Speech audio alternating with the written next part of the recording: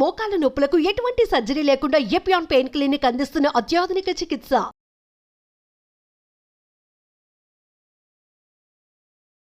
Welcome to Suman TV. So జుట్టు రాలే సమస్య చాలా మందిని వేధించే సమస్య ఇది. చిన్న పిల్లల్లో కూడా ఈ సమస్య చూస్తూ ఉన్నాము. కొందరిలో అయితే జుట్టు కుచ్చులుగా ఊడిపోతూ ఉంటుంది, ఇలా పట్టుకుంటే రాలిపోతూ ఉంటుంది. ఇంకా కొందరికి ఈ ప్లేస్ లో జుట్టు రాలిపోతూ ఉంటుంది. అసలు ఓవరాల్ గా ఈ జుట్టు రాలే సమస్యలు అనేవి ఎందుకు, రాకుండా జాగ్రత్తలు ఏంటి, ఇక వచ్చాక ఎటువంటి న్యాచురల్ వేస్ ఉన్నాయి దీన్ని తగ్గించుకోవడానికి, మరి రాలిన జుట్టు ప్లేస్ లో తిరిగి జుట్టు రావాలంటే ఏం చేయాలి, వివరాలు తెలుసుకుందాం. ఈరోజు మనతో పాటు ఉన్నారు ప్రముఖ యోగా గురు యోగిని అరుణాదేవి గారు. మేడం నమస్తే. నమస్తే. జుట్టు రాలే సమస్య చాలా మందికి, అంటే 100% అందరిలో ఈ సమస్య చూస్తాము. సో కొందరిలో అయితే ఏదైనా హెల్త్ ఇష్యూ వచ్చినప్పుడు ఇలా చూస్తూ ఉంటాం, కానీ ఇక కొందరిలో అయితే నిరంతరం 365 days కూడా జుట్టు రాలిపోతూ ఉంటుంది. సో జుట్టు రాలే సమస్య అసలు ఎందుకు? డెఫిషియన్సీ ఉంటుంది, అది ముందు మనం చెక్ చేసుకోవాలి. మనకంటే ఎనిమిక్ గా ఉన్నామా, లేకపోతే vitamin E, vitamin A, vitamin C, vitamin K, so ఈ విటమిన్స్ అన్ని మనకి సఫిషియెంట్ గా ఉన్నాయా, ఇది ఒకటి మెయిన్. మీరు ఇవి సఫిషియెంట్ గా లేవు ఇవి అన్నప్పుడు మీరు ఏ ఆయిల్ రాసినా అది ఏం ఉపయోగపడదు. ఆ రూట్ ని స్టిమ్యులేట్ చేసే సప్లిమెంట్స్ ఇవన్నీ కూడా గ్రోత్ పెరగడానికి కానీ అన్ని వచ్చేవి ఈ సప్లిమెంట్ ద్వారా. అది మనం ఎలాగో ఫుడ్ లో ఉంటుంది, కానీ ఎంత తిన్నా కూడా ఒక్కొక్కసారి మనకి డెఫిషియన్సీ ఉంటది. ముందు ఆ డెఫిషియన్సీ లేకుండా దానికి ఎలాంటి ఆహారం తీసుకోవాలి అనేది ముందు మనం తెలుసుకోవాలి. ఎవరికైనా సరే జుట్టు విపరీతంగా రాలిపోతుంది అనేది. ఇంకొకటి, జుట్టు రాలుతున్నప్పుడు ఏమైనా viral fevers, typhoid, malaria, any viral fever వచ్చి తగ్గిన తర్వాత కనీసం 1 నెల 2 నెలలు విపరీతంగా జుట్టు పోతుంది. ఇది కామన్. కంగారు పడద్దు, ఎందుకంటే ఎనీ వైరల్ ఇన్ఫెక్షన్స్ వచ్చినప్పుడు మనకి ముందు జుట్టు రాలిపోతుంది. మెడిసిన్స్ వాడడం, యాంటీబయాటిక్ వాడతాం, అన్ని మెడిసిన్స్ వాడతాం కదా. సో ఆ వచ్చిన దానికి జుట్టు రాలిపోతుంది. మీరు అప్పుడు రాసేస్తే ఏమి జుట్టు వచ్చేది, కానీ అది కూడా ఒక పీరియడ్ ఉంటుంది. తర్వాత మళ్ళీ మనకి అది జుట్టు వస్తూనే ఉంటుంది. మనకి జుట్టు రాలిపోయి రావట్లేదు అనుకోండి, ఖాళీ అయిపోతుంది. ఒకటి మనం గుర్తుపెట్టుకోండి, జుట్టు విపరీతంగా ఊడిపోతుందని అనుకుందాం, కుచ్చులు ఇలా ఊడిపోయిందని అనుకుందాం, మనకి ఖాళీ కనబడాలి కదా. మరి రీగ్రోత్ లేకపోతే ఎంత జుట్టు వాడినా మీకేం, కొద్దిగా కొంతమందికి పలచబడుతుంది కానీ ఉంటది, గ్రోత్ అనేది ఉంటది మనకి. మరీ గుండులాగా అయిపోదు కదా, అది మళ్ళీ వేరే ప్రాబ్లం. గుండులాగా అయిపోతే అది వేరేది అనుకోండి.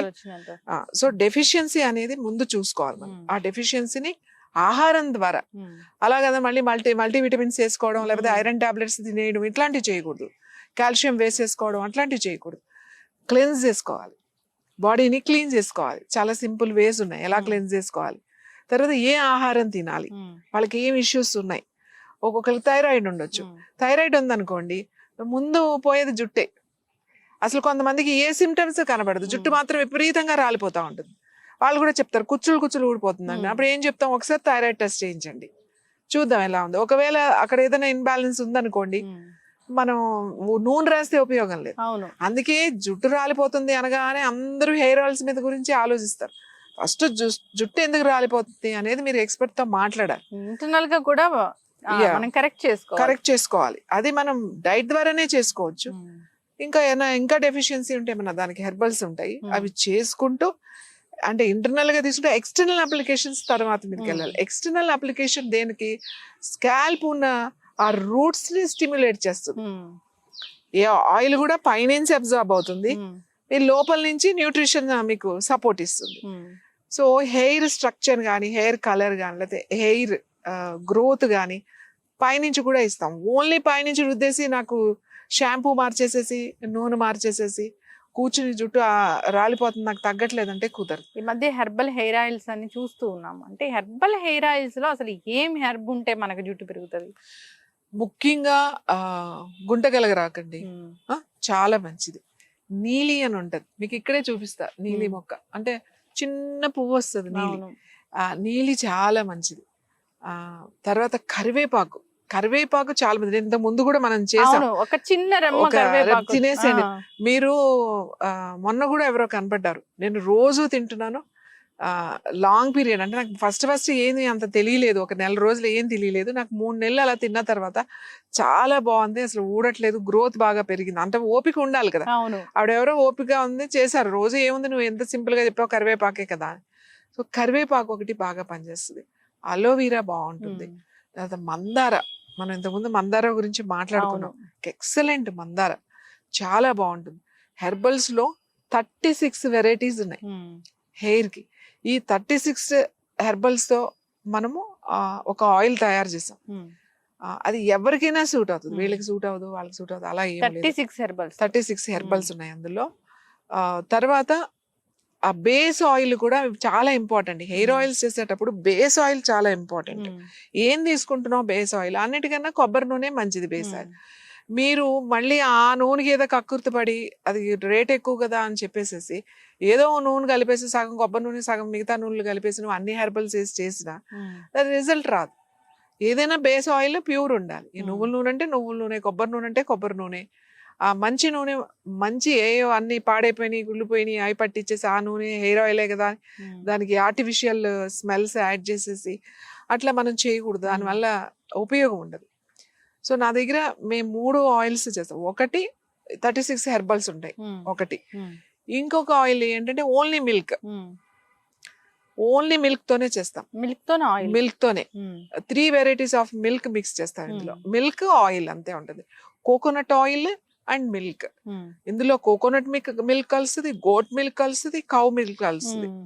సో ఇన్ని మిల్క్స్ కలిపి చేయడం చాలా కష్టమైన విషయం. ఎందుకంటే మిల్క్ గా మనం ఫామ్ చేసినప్పుడు ఆయిల్ వేసినప్పుడు ఇరిగిపోతుంది. అవును, మనం పాలు ఎలా ఇరిగిపోతుంది అలా ఇరిగిపోతుంది.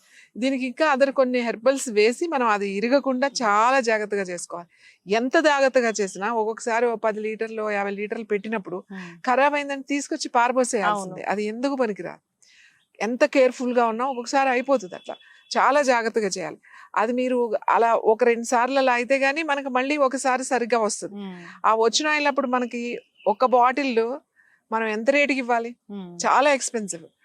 సో మనం ఏంటంటే దాన్ని చాలా కేర్ఫుల్ గా చేసి అందరికీ అందుబాటులో ఉండాలి అని చెప్పేసి ఒక ఆయిల్ చేసాం. ఈ 2-3 ఆయిల్స్ లో ఇది ఒక ఆయిల్. ఇది నేను చెప్పాను మీకు 36 హెర్బల్స్ అన్ని మిక్స్ చేసి తయారు చేసిన ఆయిల్. జనరల్ గా రెగ్యులర్ గా ఇది చిన్న పిల్లల దగ్గర నుంచి అందరు ఆల్ ఏజ్ గ్రూప్స్ అందరూ వాడచ్చు ఇది. తర్వాత రోజు నైట్ అప్లై చేసుకోవచ్చు, లేకపోతే వారానికి 2 సార్లు అప్లై చేసుకోవచ్చు, లేదా అప్లై చేసుకుని 1 గంట ఉండి హెడ్ బాత్ చేసుకోవచ్చు. అది వాళ్ళ ఇష్టం ఎలా వాడతారు అనేది. ఎలా అయినా వాడచ్చు ఇది. ఇది ఈ కొబ్బరి నూనె చాలా మంచి కొబ్బరి నూనె. ఒక గానుగ నూనె మన కోసమే వాళ్ళకి ఇచ్చేస్తాం. ఒక రైతు ఆ రైతు దగ్గర నుంచి మనం తీసుకుంటాం. వాళ్ళంతా చేసి ప్రాసెస్ చేసి మనకి పంపిస్తారు. కోల్డ్ ప్రెస్డ్ ఆయిల్స్ అలాంటివి మనం వాడం. డైరెక్ట్ దాని ప్రాసెస్ ఎలా ఉందో ఆ ప్రాసెస్ చేయించి బేస్ ఆయిల్ అంతా అదే వాడదాం. సకాల్. ఇంకొకటి మిల్క్ ఆయిల్ చెప్పాను కదా, ఓన్లీ మిల్కే, అందులో వేరే ఉండవు. అది ఒకటి ఉంటుంది.